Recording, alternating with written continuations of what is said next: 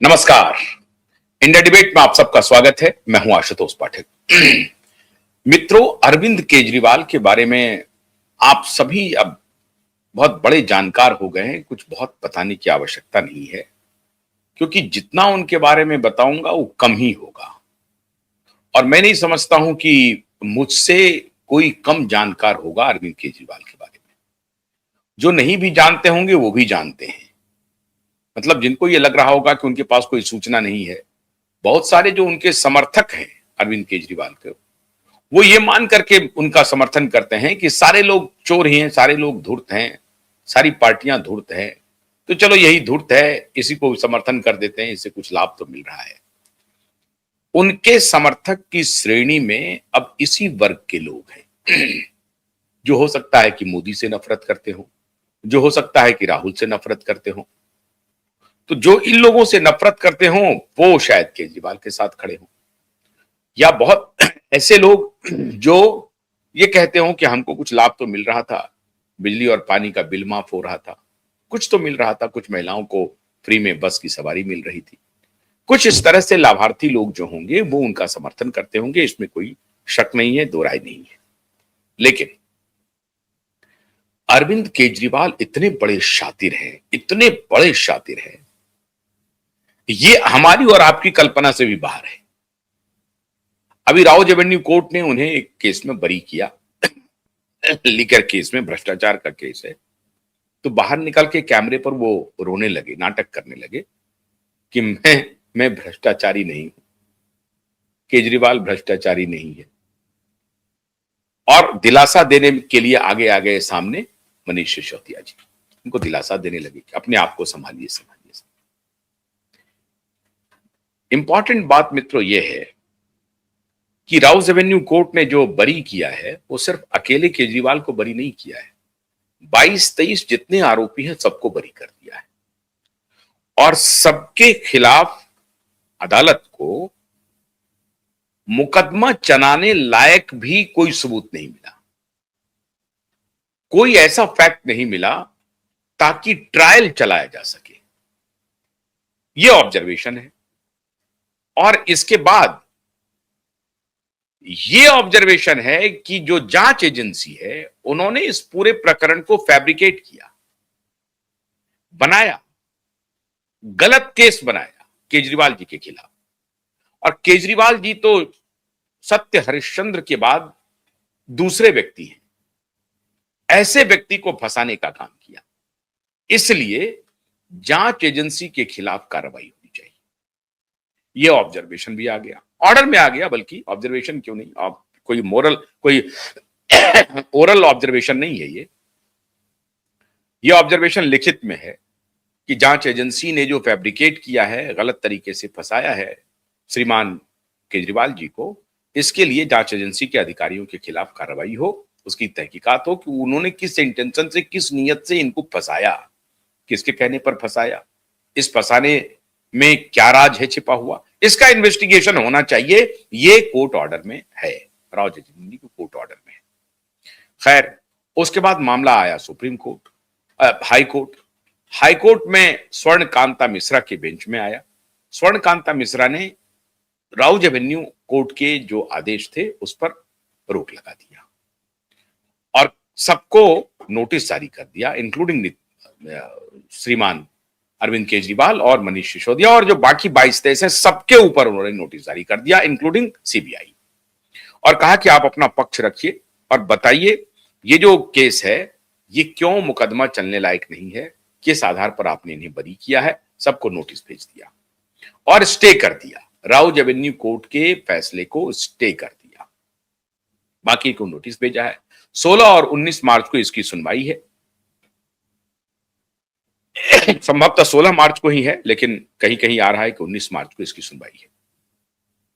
अब इसकी सुनवाई के लिए स्वर्णकांत मिश्रा ने, जो जज हैं हाई कोर्ट की, उन्होंने नोटिस भेज दिया है। अब सबको रिप्लाई फाइल करना है और सुनवाई होनी है। इस बीच में श्रीमान केजरीवाल ने बड़ा खेल कर दिया और फिर आपको लगेगा कि वो इतने बड़े शातिर खिलाड़ी हैं, इतने शातिर हैं कि ऐसा भी खेल कर सकते हैं। श्रीमान केजरीवाल ने एक पत्र लिखा पत्र लिखा है दिल्ली हाईकोर्ट के मुख्य न्यायाधीश को।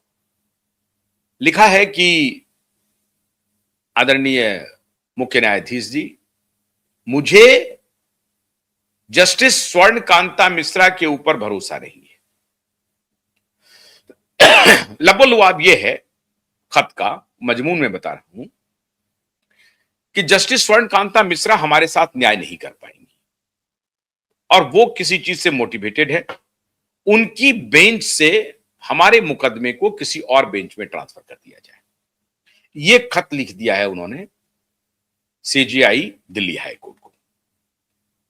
अब ये सीधा सीधा आरोप लगा दिया है कि जस्टिस स्वर्ण कांता मिश्रा हमें न्याय नहीं दे सकती है। इसका मतलब ये हुआ कि जस्टिस स्वर्ण कांता मिश्रा ने दो गलत काम किए। एक तो हमें न्याय नहीं दे रही है, ये गलत काम है, और दूसरा कि जो मुकदमा दर्ज हुआ था राउज एवेन्यू कोर्ट में और जो निचली अदालत ने फैसला दिया है, उस फैसले पर जो स्टे किया है वो गलत है।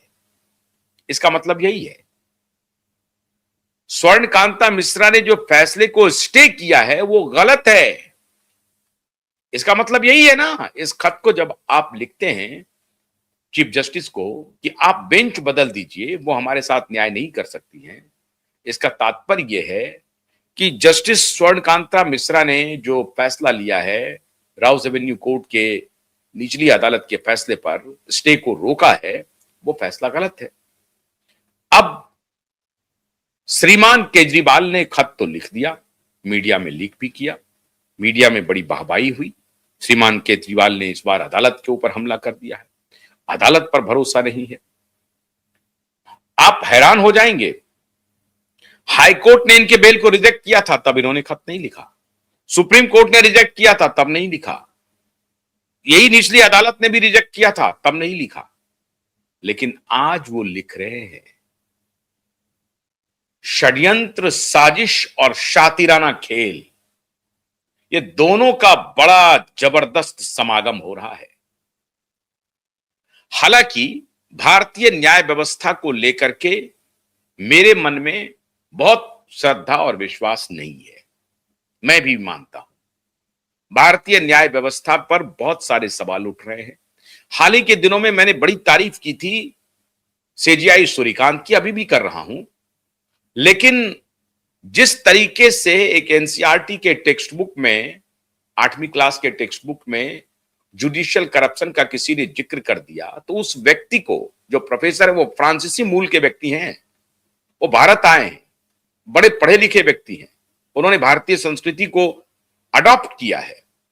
उस व्यक्ति को अदालत ने किसी भी कमिटी में रखने से मना कर दिया है, सरकारी कमिटी में। इतना हार्श डिसीजन, और हम इसके खिलाफ हैं।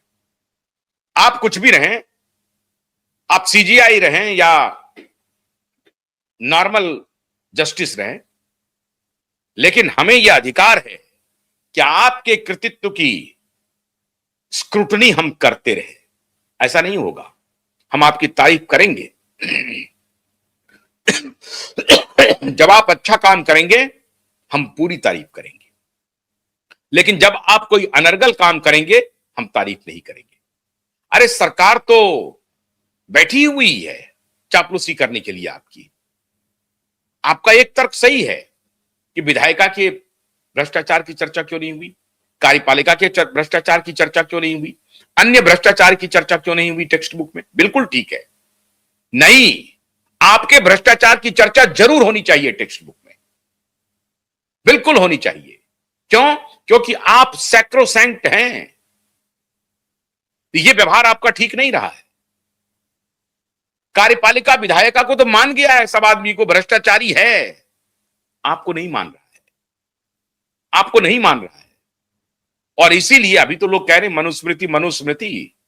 मनुस्मृति में जिसको आप हायरार्की में सबसे ऊपर कहते हैं, उनके लिए दंड का प्रावधान कठोरतम है। एक ही अपराध मनुस्मृति के हिसाब से शूद्र, ब्राह्मण, वैश्य और क्षत्रिय करता है, उसमें सबसे अधिक अपराध ब्राह्मणों के लिए है। अपराध एक ही है, लेकिन अधिकतम सजा ब्राह्मणों को है। अब क्यों है? इसलिए कि उनसे अपेक्षा यह की जा रही थी कि आप इस तरह का अपराध नहीं करेंगे।